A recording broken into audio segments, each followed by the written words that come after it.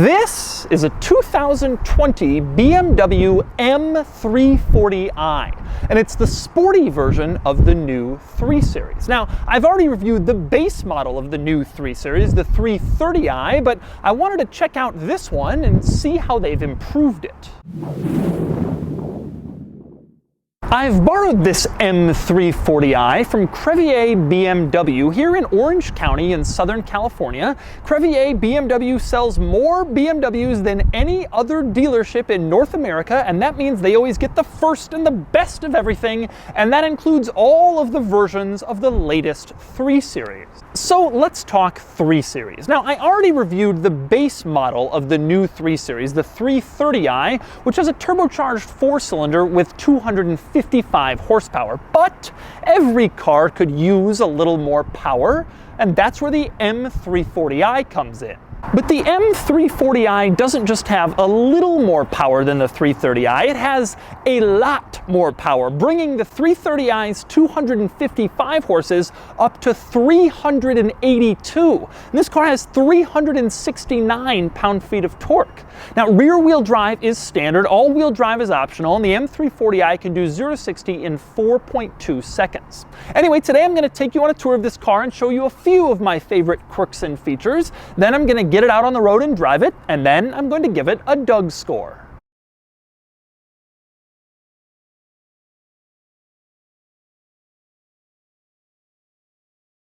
Alright, I'm going to start with the quirks and features of the M340i, but because this is a more Doug video, and because I've already thoroughly reviewed the 330i, which I will link in the description below, and I've shown you all of its quirks and features, I'm not going to go through everything in this car. Instead, I'm only going to go through some of the stuff that distinguishes this car from the base model. Obviously, we already know the engine, but beyond that, the most obvious is the grille. Take a look at this grille. You have BMW's typical kidney grille, but instead of the vertical lines we've always known, they've always used, you have a different pattern. Apparently, BMW is going to be putting this pattern into the M Sport versions of cars, like the M340i, to distinguish them a little bit from the base models like the regular 330i. Now, it certainly is distinctive, and it very much breaks with BMW tradition. It doesn't look like your typical BMW grille. Between this and the giant grills in the new 7 Series and the X7, BMW is really doing some grille experimentation. Now, speaking of the grille, you will notice around the grille there's this gray trim. BMW calls this trim the aluminum tetragonal trim. Of course they do. It is unique to the M340i over the regular 330i, so when you see this grille and the aluminum tetragonal trim, you know you're looking at the fast, expensive one. Now, speaking of that trim, another distinctive feature on the outside of this car is on the mirrors, you will see that gray trim, or rather the aluminum tetragonal trim. Once again, I do happen to think it looks good. In the regular 330i, you get body-colored mirrors, but in this car, these mirrors are kind of set off a little bit by this extra trim. And another exterior revision over the standard 330i is in the wheels. Obviously, this car has a different wheel design than the regular 330i because the wheels are larger, but if you look inside, you will also see the brakes. The calipers are blue, and that too is meant to distinguish this just a little bit over the standard 330i. Now, from there, the rest of the changes are marked by a lot of badging, and I mean a lot. For one, you have the key fob, which doesn't look like a regular BMW fob. Instead, you have the little M stripes down the side. When you open the door, you have the M340i badge on the door sill, and of course, you also have that M badge on the trunk next to 340i, reminding you that you've almost got an M car. The steering wheel looks like a regular BMW wheel, but on the bottom, you have the M, and in the gauge cluster, it says very prominently M340i, reminding you that you got the cool one. Now, me personally, I'm not sure about all of this M branding. In my world, it's only a true M car if it's an M3 or an M4 or an M5, and Mercedes and AMG are doing the same thing. You don't just get an AMG if you spend all the money money and get the really powerful 63 model. Now you can get an AMG if you get sort of a mid-level 43 model. And these companies are diluting these high-performance brands that they've worked so hard to build into these aspirational things just to try to get some more sales. I don't love it. It's not really my favorite thing. But with that said, this car seems to have the M chops. It has a lot of power, a lot of torque, and a pretty strong exhaust note. Take a listen.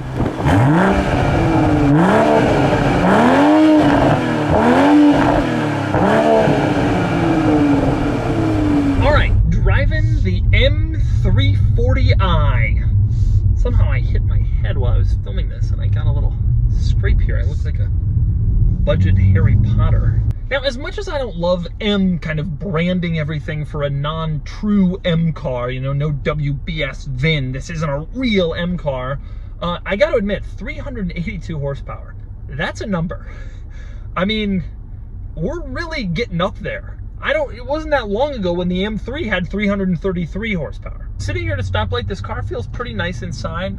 More plastic than you would get in a really high-end luxury car. I just reviewed the new 7 Series right before this. That'll go up soon, or maybe it's already up, I don't know.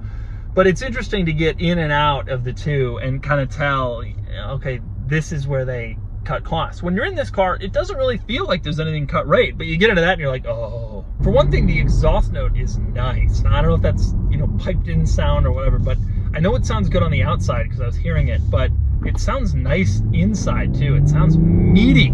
Yeah, it's quick. And steering is nice and sharp, a little bit less precision than I would want. You can tell that there's room for improvement where an M3 will step in. It's just a little bit vaguer, a little bit lighter, and a little bit not quite precise enough at the turn in.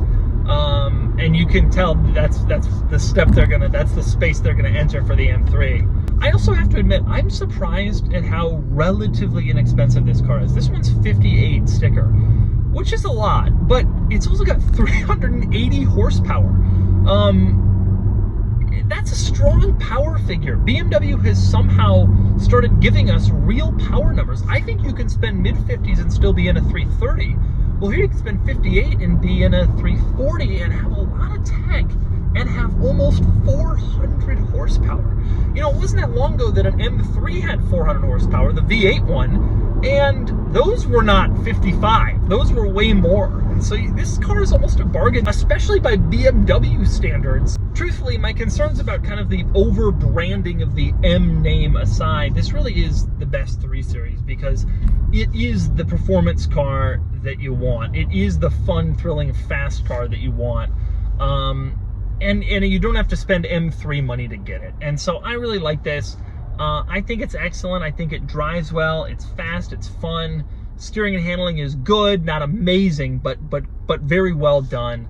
And I'm impressed with this car. I think this is a really good car, and I actually think for $55, it's not that bad of a value. And so that's the 2020 BMW M340i. This is the new 3 Series to get, if you can afford it. The starting price of this car is around $55,000, which makes it about $15,000 more expensive than a base 330i. But this car has it all. It's fast, it's fun, it's sporty, it's thrilling, and it has good technology and luxury. It's everything we've come to expect from a 3 Series. And now it's time to give this car a Doug score. And the Doug score is here. The M340i does a good job improving on the 330i with an excellent weekend score of 28 out of 50, but I still think the Kia Stinger GT has an advantage. The Stinger is better looking and more practical. Still, the M340i rises near the top in this segment, and with very good reason. It's an excellent car,